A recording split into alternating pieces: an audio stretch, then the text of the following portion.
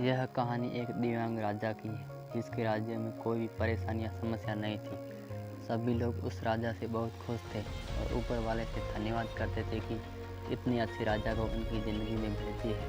वह राजा दिव्यांग था, उसकी एक आँख नहीं थी और एक पैर नहीं था, लेकिन फिर भी राजा को इस बात का कोई मलाल नहीं था। एक दिन राजा अपने महल के गलियारे में घूमते हुए अपने पूर्वजों की लगी तस्वीर को देख रहा था और सोच रहा था कि मेरे पिताजी इतने सूरवीर थे, उनके पिताजी इतने सूरवीर थे, हमें इतने सूरवीर खानदान में जन्म लेने का मौका मिला। यह ऊपर वाले का धन्यवाद है।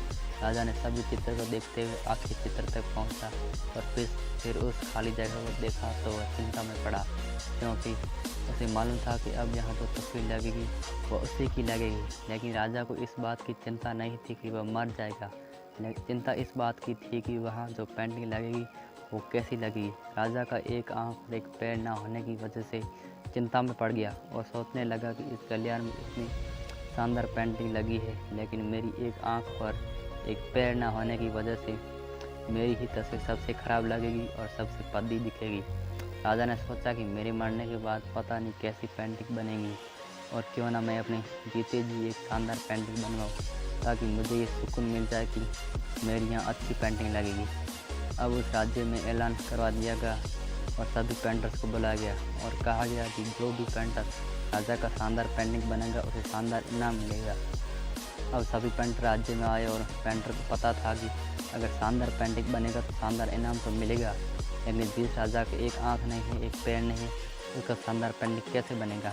पेंटर सोच रहे थे कि इनाम का तो पता नहीं, लेकिन अगर शानदार पेंटिंग नहीं बनी, राजा गुस्सा हो गया तो सज़ा मिलेगी, इसलिए बड़े बड़े चित्रकार भी आगे नहीं आए। तभी उसमें से एक लड़का बोला, राजा साहब, मैं आपकी पेंटिंग बनाना चाहता हूँ, मुझे 24 घंटे का वक्त दीजिए। अब सभी बड़े बड़े पेंटर हैरान हो गए कि ये लड़का क्या पेंटिंग बनाएगा, और अगर राजा को पेंटिंग पसंद नहीं आई तो इसे सज़ा ज़रूर मिलेगी। राजा बोला, ठीक है, आप बना करके आइए।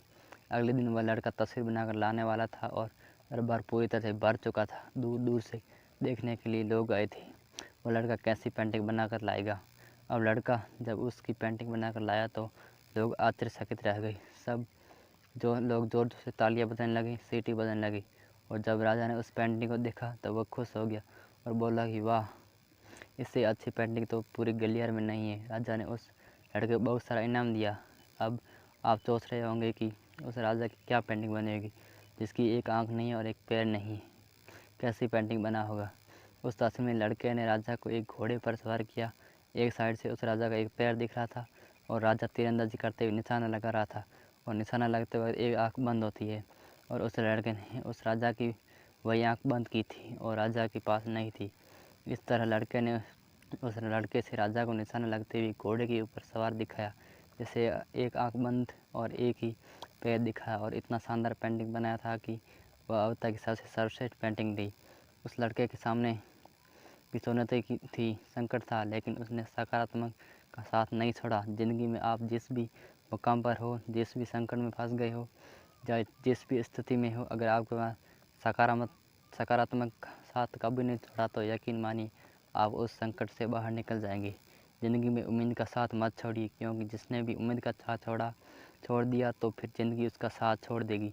हर पल सकारात्मक रहिए, खुश रहिए और ऊपर वाले के आशीर्वाद के साथ और अपने प्यार के साथ अपनी अच्छी और सच्ची मेहनत के साथ कर दिखाओ कुछ ऐसा कि दुनिया करना चाहे आपके जैसा।